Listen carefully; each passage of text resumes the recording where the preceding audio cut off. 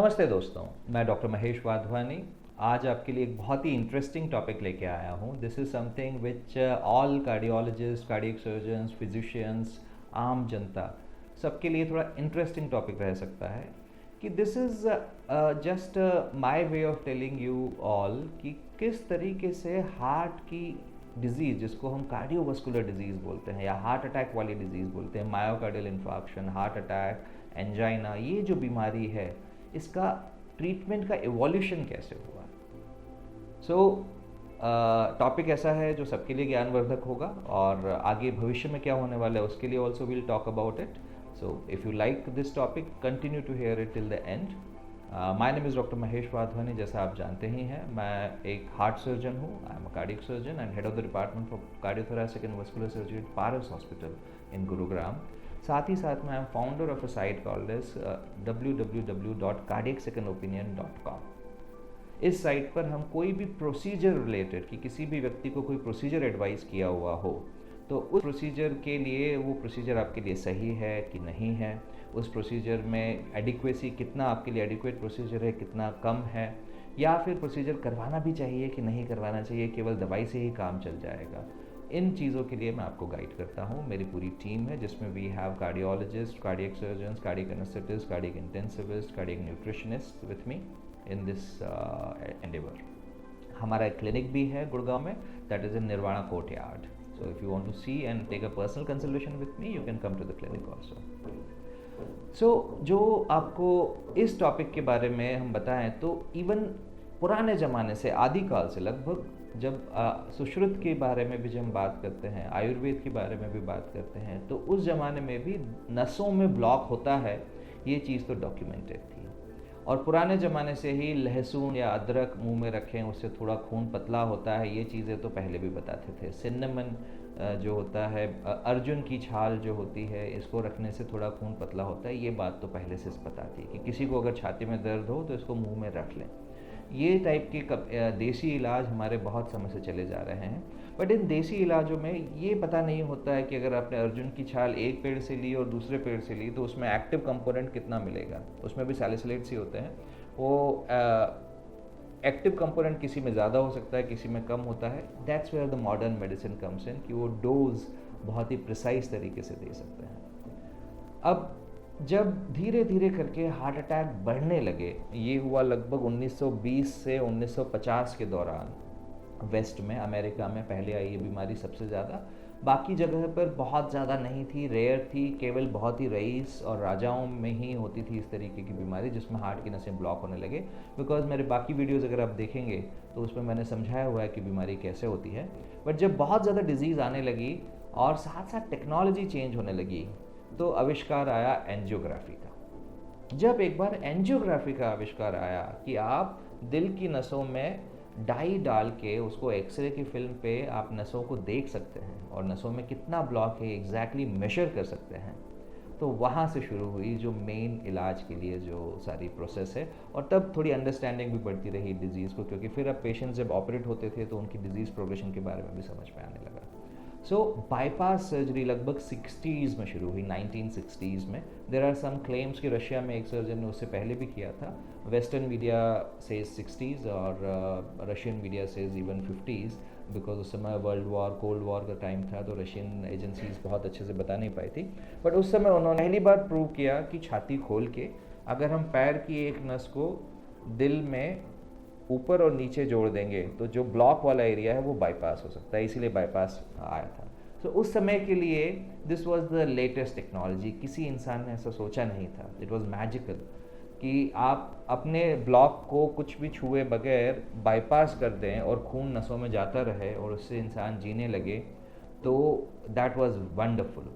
And फिर धीरे धीरे उसमें पता चला कि केवल वेन ही क्यों, हम आर्टरीज़ भी लगा सकते हैं। तो आर्टरीज़ लगाने का जो चलन आया था वो भी 70s से आना शुरू हो गया था। तो 70s से 1970s के बाद में आर्टरी दिल पे लगाना बहुत कॉमन हो गया, क्योंकि आर्टरी वहीं छाती के अंदर ही होती है, इंटरनल मेमोरी आर्टरी जिसे हम बोलते हैं। यही मेरा काम है अभी भी, this is what I do. Like मेरी ओटी महीने में जितने भी होते हैं केसेस, उसमें से लगभग 40-45% बाईपास ही होते हैं। अब ये state of art technology bypass surgery 70s के लिए it was golden and it has evolved over time, but then it was supplanted by another thing called as stenting. So stenting became much more common. जब हमें पता चला कि छाती खोले बगैर अगर आप तार डाल के कुछ स्टेंट डाल दें अंदर तो उससे नसें खोली जा सकती हैं. तो एंजियोग्राफी जो डॉक्टर्स करते थे लाइक कार्डियोलॉजिस्ट, उन्हीं लोगों ने जब स्टेंट डालना शुरू किए, इट रिवॉल्यूशनराइज. अगर बाईपास सर्जरी लाख में से 2 लोगों को अवेलेबल थी, तो अब स्टेंटिंग कम से कम लाख में से हज़ारों लोगों को अवेलेबल है. So it has increase the scope and possibility. Bypass अगर कोई अच्छे से अच्छा सर्जन भी करना चाहे तो 2 या 3 ज़्यादा से ज़्यादा दिन में कर सकता है. स्टेंटिंग 15-20 भी पेशेंट्स में हो सकते हैं. सो इस तरीके से जब टेक्नोलॉजी आई, स्टेंट आए, तो शुरू में आए थे मेटल स्टेंट्स, जिसको हम बेयर मेटल स्टेंट्स बोलते थे. लाइक बाईपास में पहले वेन्स पे बहुत ज़्यादा फोकस था, बाद में आर्टरीज पे फोकस बढ़ गया बिकॉज आर्टरीज के रिजल्ट्स अच्छे थे. वैसे ही जब मेटल डाल के, जब मेटल के स्टेंट्स का शुरू में चलन आया, तो उसके बाद ड्रग इल्यूटिंग स्टेंट आए, क्योंकि मेटल स्टेंट में ब्लॉकेज का रेट बहुत था. तो इमरजेंसी में हार्ट अटैक जब हुआ, उस समय तार डाल के आपने स्टेंट से नस तो खोल दी. मेटल स्टेंट डालने से उस समय तो खुल जाता था, बट फिर बाद में जब ब्लॉक होता था तो फिर से हार्ट अटैक आ जाता था. तो उसमें ऐसी दवाई डाली जाने लगी, जो दवाई is called as drug eluting stent, जिसमें बोलते हैं दीज मेडिसिन्स मेड श्योर कि वहाँ पर फिर से नई बीमारी बनने में ईजी नहीं रहे, समय नहीं रहे. तो कुछ दवाइयाँ होती हैं जो 3 से 6 महीने बनी रहती हैं, कुछ लोग क्लेम करते हैं कि 2-3 साल तक भी रहती है, बट इवेंचुअली स्टेंट से दवाई इवेंचुअली वेयर ऑफ हो जाती है. और इसीलिए stent is not a permanent solution और natural solution. After all you are putting a synthetic surface inside the stent. But हाँ, जिस समय हार्ट अटैक आया हो और आप हॉस्पिटल पहुँचे, जिसको कि हम गोल्डन आवर बोलते हैं, कि अटैक आते ही अगर पर्सन पहले 1 घंटे में अस्पताल पहुँच जाए, तो उसके लिए इससे अच्छा कोई भी इलाज नहीं है कि अटैक के बाद में तार डाली, तार डाल के उसी समय स्टेंट डाला. पोटेंशियली 15-20 मिनट में ये काम हो सकता है. और ऐसा कर देने के बाद अगर नस खुल गई, तो उस समय जो अटैक के चलते दिल की मांसपेशी खराब हो रही है, उसको जीने का एक और मौका मिल जाता है. So that's where stents are awesome technology and it is an advancement over bypass in some senses. Of course आज भी अगर हम कहें कि what is the golden treatment for heart in terms of providing the extra blood flow, that is bypass. Total arterial bypass is the state of art, modern, जो आजकल हम छोटे चीरे से भी करते हैं. उससे अच्छा ट्रीटमेंट और कुछ नहीं है. बट कई सारे पेशेंट सर्जरी से डरते हैं. उनके लिए as a second option, even for the long term acute heart condition में, जैसे मैंने बताया कि अटैक के दौरान तो स्टेंट ही बेस्ट है. और अगर अटैक नहीं भी हो, ऐसे में जो क्रॉनिक एंजाइना होता है कि जब चलते हैं तब दर्द होता है और जाते हैं तो दर्द चला जाता है, ऐसे सिनेरियो में भी आजकल कम से कम सिंपल डिजीज़ में, जहाँ डिजीज़ कम है, 1 या 2 नसों में है, फोकल डिजीज़ है, ओवरऑल टर्मिनोलॉजी में जब हम बोलते हैं सिंटेक्स स्कोर जिसका कम है, 22 से कम अगर सिंटेक्स स्कोर है, ऐसे लोगों के लिए even for a long term stenting is a good option compare to a bypass. Definitely bypass is superior on all parameters, but अब छाती खोल के सर्जरी करवाना हर किसी को पॉसिबल नहीं होता, हर किसी को अच्छा भी नहीं लगता. और अनफॉर्चुनेटली अवेलेबिलिटी भी इतनी कम है अभी भी. जैसे अभी इस समय पे कैथ लैब्स अगर हम देखें तो हर छोटे छोटे शहर में कैथ लैब्स पहुंच गई हैं जहां स्टेंटिंग की पॉसिबिलिटी है, बट बाईपास अभी भी बड़े शहरों में ही होता है. पर्टिकुलरली मेरे जैसे सीनियर डॉक्टर जिनके पास 15-20 साल का एक्सपीरियंस है, ऐसे लोग बहुत कम हैं अभी भी, इसीलिए स्टेंटिंग बहुत ज़्यादा होती है. अब इसके बाद जो एवोल्यूशन आया, that is more revolutionary.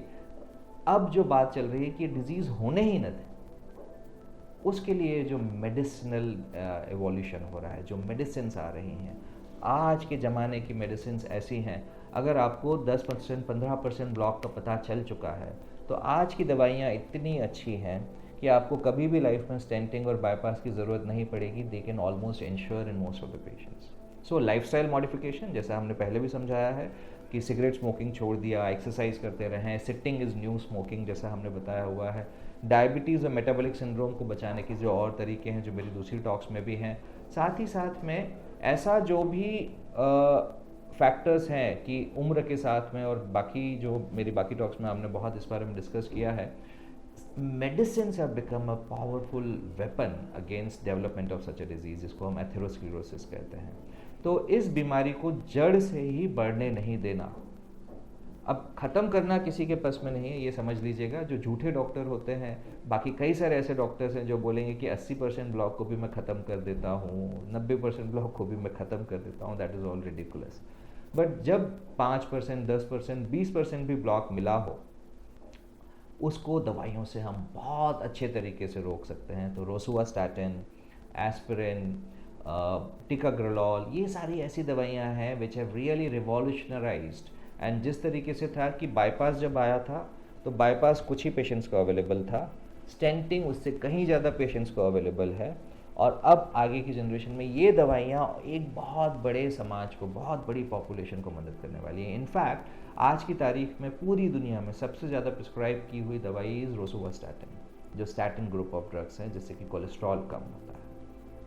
Now the science is going far ahead of the medicine also, कि मेडिसिन के भी बियॉन्ड जो आज का जो थॉट प्रोसेस है कि हम ऐसा क्या करें कि ये बीमारी डेवलप ही ना हो, मेटाबॉलिक सिंड्रोम डेवलप ही नहीं हो, उसमें gut microbiota is very important. Gut microbiota is something which is evolutionarily the next phase, कि ये बीमारी हो ही नहीं। जो बीमारी ना हो, अगर शुरू से ही, बचपन से ही, पैदा होने के बाद से ही गट माइक्रोबायोटा को अगर अच्छे से रखा जाए तो फ्यूचर में शायद बीमारी आपको डेवलप ही ना हो।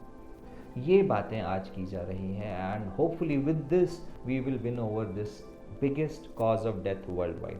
आज की तारीख में लगभग 35% डेथ जो होती है इंडिया में, वो कार्डियोवास्कुलर डिजीज़ के चलते होती है। और कार्डियोवास्कुलर डिजीज़ को इवेंचुअली अवॉइड करने के लिए लाइफस्टाइल चेंजेस सबसे ज़्यादा ज़रूरी हैं, अवॉइडिंग स्मोकिंग सबसे ज़्यादा ज़रूरी है, एक्सरसाइज जैसा हमने बताया हुआ पहले वीडियोज़ में बहुत ज़रूरी है। बट गट माइक्रोबायोटा को अगर बचपन से ठीक रखा तो potentially this will also prevent development of such A disease. क्योंकि आज की तारीख में शहरी बच्चों की अगर हम बात करें तो 100% शहरी बच्चों में ये बीमारी की शुरुआत तो हो गई है। जो इसका फोररनर प्लाक का है, वो जिसको हम फैटी स्ट्रीक्स बोलते हैं, वो 100% बच्चों में आ चुका है।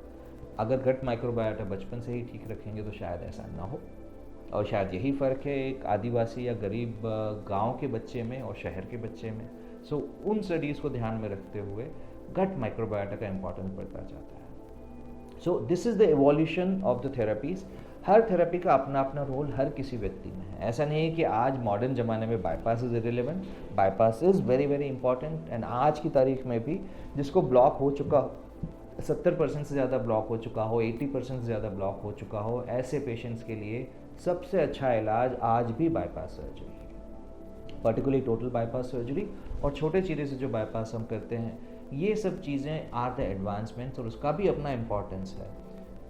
आज की तारीख में मेन स्ट्रीम या सबसे ज़्यादा इलाज लिया जाने वाला stenting is also equally important. And future के स्टेंट शायद और अच्छे होंगे यहाँ से भी, कि जब टाइट ब्लॉक हो तो उन टाइट ब्लॉक्स को शायद ज़्यादा लंबे समय तक वो ट्रीट कर पाएँ। उनमें दवाइयाँ ऐसी हों जो कई कई साल चलें, 10 साल 20 साल भी चलें। अभी तक वैसी दवाइयाँ नहीं हैं, बट ऐसा भी अगर आने लगा तो शायद बाईपास की ज़रूरत ना पड़े फ्यूचर में। एट द सेम टाइम उससे भी आगे, 2 कदम आगे, is the non interventional cardiology. This is the third pillar of the cardiac sciences. Cardiac surgery, interventional cardiology, bypass और स्टेंट, ये 2 पिलर्स थे। Third pillar is becoming stronger and stronger, that is non interventional cardiology. और ये non interventional cardiology की आपको भविष्य में ऐसी बीमारी हो ही ना, या अर्ली डिजीज़ में पता चल जाए तो इसको बढ़ने ही नहीं दें। That's where the science is going, and that's where we can see in future this will prevent disease in the next generation. हमारे बच्चों में, मेरे बच्चों में, आपके बच्चों में डिजीज़ डेवलप ना हो, ये फ्यूचर के लिए ज़रूरी है।